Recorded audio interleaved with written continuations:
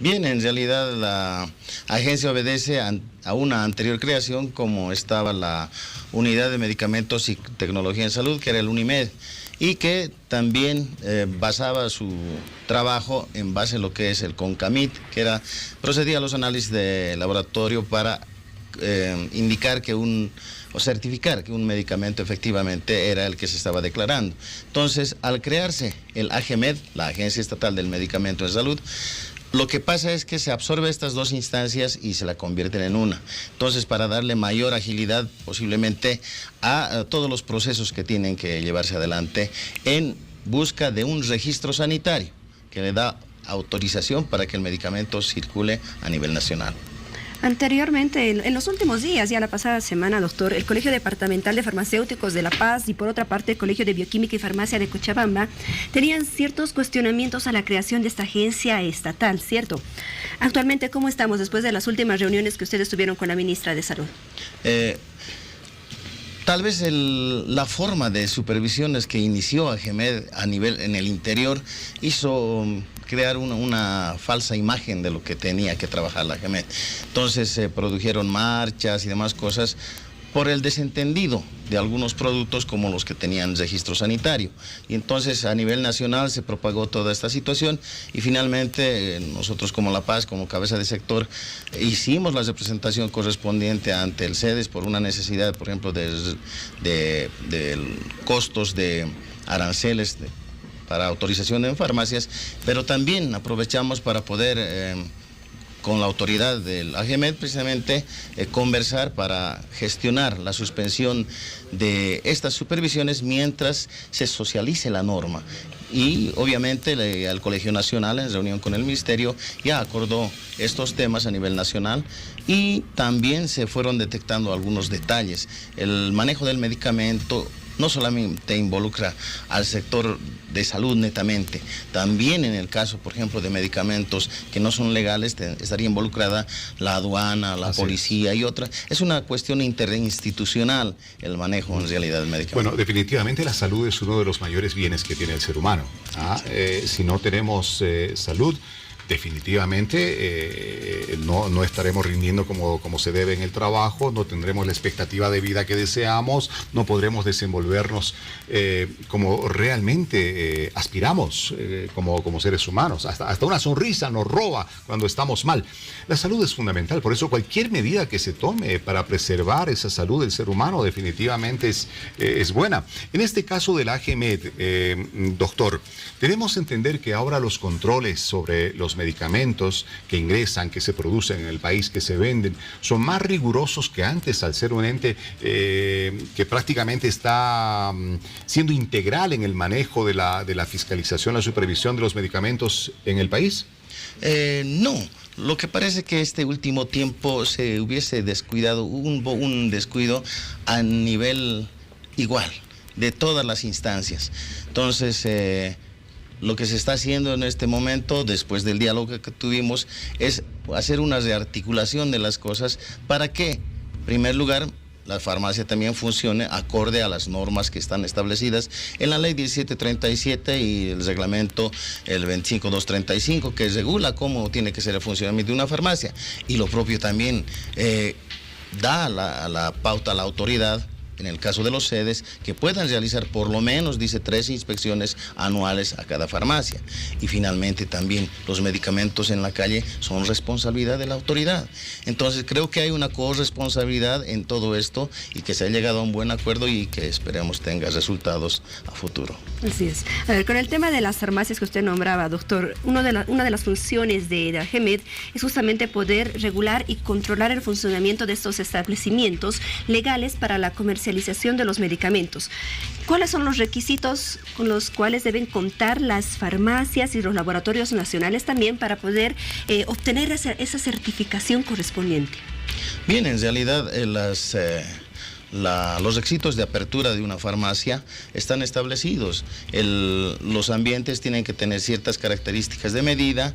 Obviamente tiene que haber el profesional farmacéutico con toda su documentación y luego de presentar eso se obtiene una resolución administrativa por el SEDES. Entonces, los SEDES son los que regulan a las farmacias. ¿Por qué?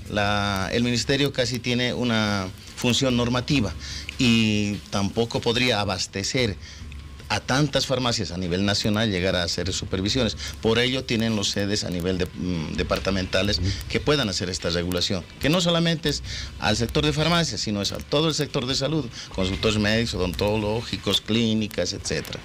Doctor, una vez que hemos presentado el tema a través de las redes sociales, anunciando el programa precisamente de esta noche, surgió la inquietud de mucha gente que desde diferentes partes del país nos ha escrito, ¿no? Y uno de los ciudadanos de Santa Cruz preguntaba, por ejemplo, ¿por qué cuando compramos algún medicamento de una marca genérica, entre comillas, ¿no? Que puede ser hindú o que viene de otra parte del mundo, quizá de muy lejos, ese medicamento no nos genera el mismo efecto de sanación que otro, que puede ser un medicamento nacional que ha pasado por todas las pruebas de rigor, todas las inspecciones y demás cosas?